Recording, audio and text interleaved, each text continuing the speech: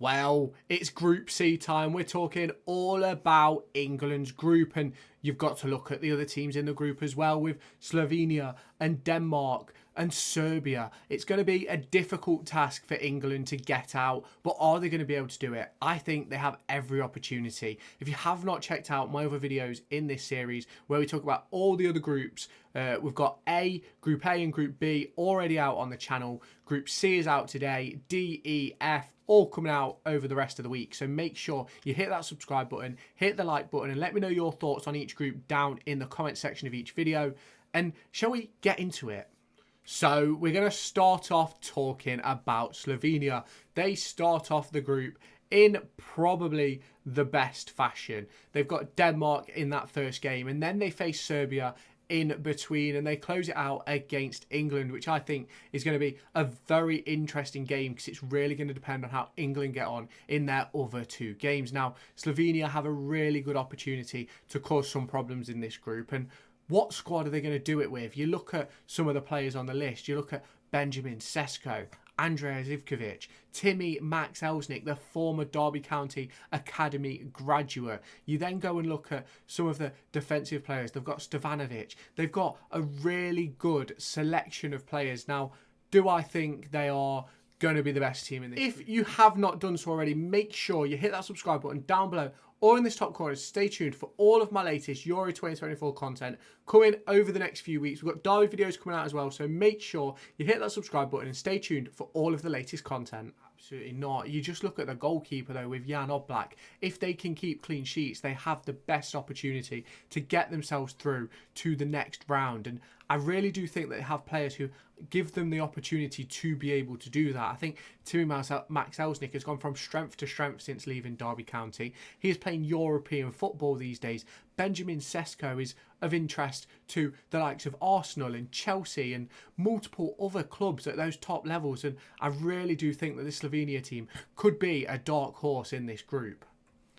We then go on to look at Serbia. Now, they start off the group against England on Sunday the 16th at 8 o'clock. They face Slovenia in the middle at 2 o'clock on Thursday the 20th. And then they face Denmark to close out the group. And I personally think that it's going to be a four-way battle for this group. I think all of the teams have the capabilities. Now, a lot of people are saying that England are favourites, but there is a lot of players in this Serbia side that could really put a spanner in the works. You look at the likes of Milenkovic, Savic, you look at Dusan Tadic, Mitrovic, Luka Jovic, Dusan Vlahovic. They have some really, really good players in this squad who could really make a difference in this group. And I really do think, now obviously some of these teams are going to change. I'm recording this on the 5th of June and the teams haven't yet been confirmed, but I've got to pre-record because I'm going on holiday. But for me, I think it's absolutely imperative that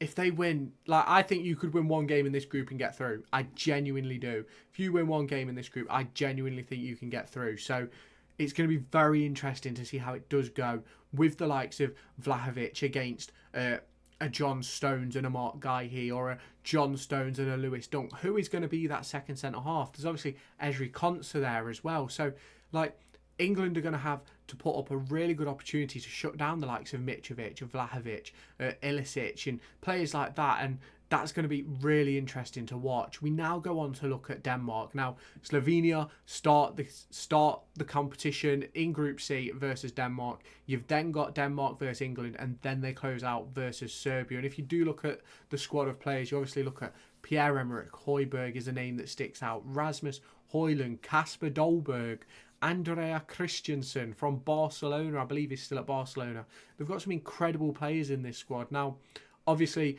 these squads are still subject to change, as I've just mentioned, but you look at Joachim Andersen. I think he's at Crystal Palace at the moment, and what an end to the season Crystal Palace have had. There's a really good opportunity in this group that England might not even get through, and as much as I don't want that to happen as an Englishman, there is that possibility because this group is not easy. There's some really good players who England have got to go against, and they've got to make the most of their opportunities. Now, we look at England now. We're going to do a bit more of an in-depth discussion about these because I know a bit more about England, and They obviously start off versus Serbia on the 16th of June at 8 o'clock, face Denmark in between on the 20th and Slovenia on the 25th. Now, there is rumours already, as I said, I'm recording this on the 5th. There's rumours already that Luke Shaw might not be ready, fitness-wise. There's rumours that Harry Maguire might not make it. Now, I personally am on the understanding that James Maddison is also sort of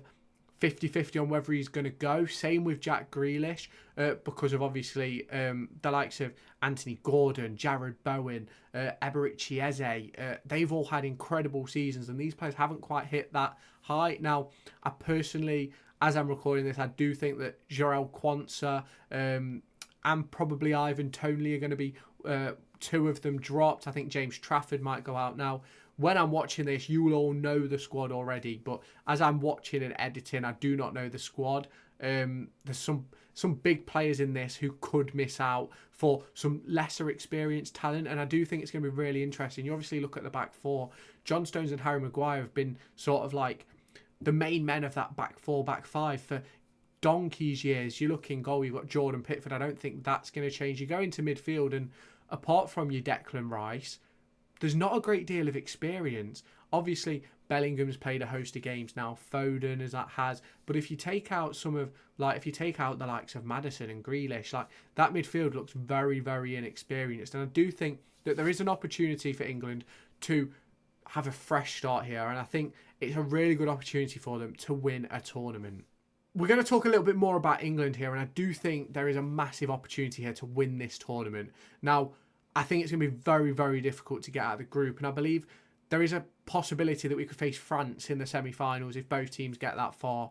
And it's going to be really interesting to see how it does all shake up, because England have a really good opportunity. They've got some really good players with the likes of Adam Wharton and Kobbie Mainoo breaking onto the scene for their clubs in midfield. Obviously, Wharton got his move to Crystal Palace and has been absolutely amazing for them. Kobbie Mainoo's broke onto the scene for Man United and scored in an FA Cup final. You've got in the front line, you've got the likes of Eze, who is potentially going to be involved. And I think it's going to be very interesting to see how it's handled, especially with those three strikers, with the likes of Ivan Toney and Ollie Watkins. Are they going to take both of them as well as Kane? Obviously, there is a potential for injuries. Sometimes you might have to go all out. And I think we've been caught short sometimes with forwards. Now, personally, I completely understand why the likes of Rashford isn't involved. Now, I do think that Rashford is one of those players that you want off the bench because he can make something happen. Now, I think there's a bit of a potential attitude problem with Marcus Rashford, because it's just one of those situations where he's very, very good and he just didn't do it this season for Man United, whether it be injury or lack of want to try. And now I know Man United have had a struggle season, but I think he could have done a lot more this season to really help push that team to new heights, and he just hasn't been able to do it, especially after his form pre his new contract. I think we've seen it time and time again at the likes of Man United. Big contracts get given out and players sort of lose their way. You only have to go back to the likes of Alexis Sanchez, Jesse Lingard, all of these players who have been given really good contracts and not been able to keep up to the standards that they set themselves. So it's going to be really interesting to see how this group goes. Let me know your thoughts down in the comment section. Do you think England are going to win the group? Who else is going to get through? Let me know your thoughts down in the comments. Smash that subscribe button and hit that like button if you have not done so already. And let me know your thoughts down in the comments. I'll let you now get on with the rest of your day. Make sure to go and find me on TikTok, pictured here, and Twitter, pictured here. These are the places where I'll keep you all up to date with all my upcoming videos and my thoughts and feelings around the Formula 1 and football weekend.